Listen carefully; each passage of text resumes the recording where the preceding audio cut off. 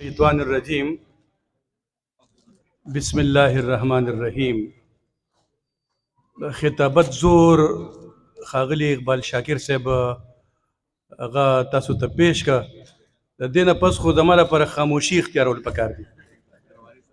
په پریزیډیم کې ډېر لوی نماینده خلک د دې وطن موجود دي، لوی شخصیات دي. حسین احمد صادق صاحب، سعید صاحب، انور علي صاحب، معزز جان صاحب، اباسین صاحب او ټول دلته عاجز صاحب هلته ماته ښکاري، شاهد علي شاهد صاحب دی، غفار صاحب دی، دا ټول په دې نومونو باندې وخت نه ضایع کېږي. خو د دې هر نوم یو تاریخ دی، یو پس منظر دی. دا کتابونه چې دلته راغلل هشنغر ته، زه چې د ښار نه کلي ته راځم نو زه یم جوړ د شاعرۍ مرکز ته راننوتم، نو دا هواګانې شعر شي، د لارې شعر شي، د دې ځای چغې هم شاعري شي، د دې ځای لوپټې هم شاعري شي، د دې ځای پټکي هم شاعري شي، د دې ځای قدمونه هم شاعري شي. نو په شاعرۍ کې راځم او په شاعرۍ کې نو واپس ځم.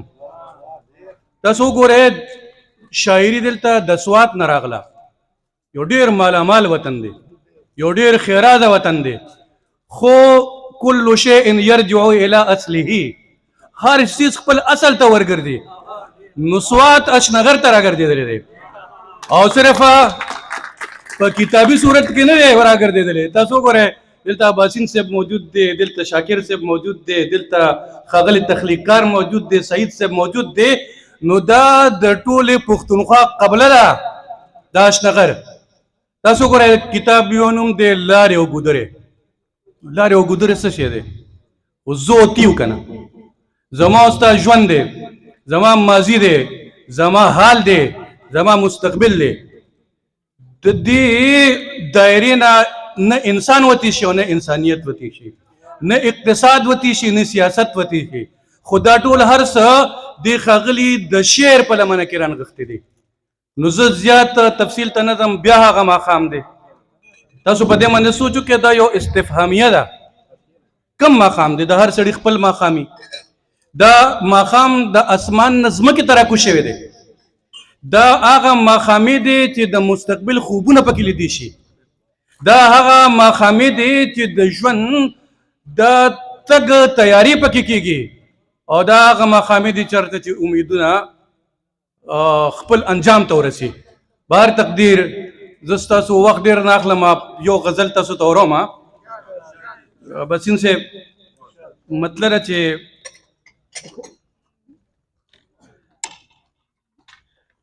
زه به خاموش یم، کردار زما خبرې کوي.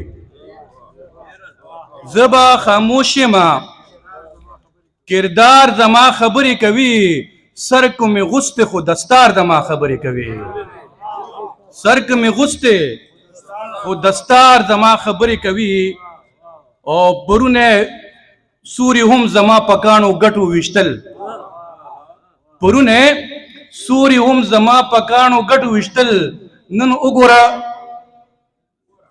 نن دا دې وګوره ټول ښار زما خبرې کوي. پرونه سوري هم زما پکانو ګټو ویشتل. نن دا دې وګوره ټول ښار زما خبرې کوي. او دغه سړي باندې مې شک دی ترته مړ مې نه کړي. اباسین صاحب دغه سړي باندې مې شک دی ترته مړ مې نه کړي. ما ته چې نه ګوري بار بار زما خبرې کوي. دغه سړي باندې مې شک دی چېرته مړ مې نه کړي. مننه جي. دغه سړي باندې مې شک دی چېرته مړ مې نه کړي. ما ته چې نه ګوري بار بار زما خبرې کوي. او ښکاري چاپېره رانه تاو شوې د غلیم لښکرې. ښاغلي د ټوپک خبره وکړه. ښکاري چاپېره رانه تاو شوې د غلیم لښکرې. توره چې ډېره په تلوار زما خبرې کوي. توره چې ډېره په تلوار زما خبرې کوي. او په هره لاره مې د قام په سر پښتو کړې ده. په هره لاره مې د قام په سر پښتو کړې ده. هر یو سالار هر یو سردار زما خبرې کوي. شعر دی چې په جون کې هیڅ قانون او قاعده نشته دی. صادق صاحب چې په جون کې هیڅ قانون او قاعده نشته دی هغه به څنګه په معیار د ما خبرې کوي چې په ژوند کې هیڅ قانون او قاعده نشته دی هغه به څنګه په معیار د ما خبرې کوي او را سره ویره شي چې نور پکې سونه وایي را سره یره شي چې نور پکې سونه وایي زړه مې درزیږي چې دلدار د ما خبرې کوي زړه مې درزیږي چې دلدار د ما خبرې کوي او دا شعر دی شاهد صاحب چې زه څنګه ومنم چې ما سره مینه نشته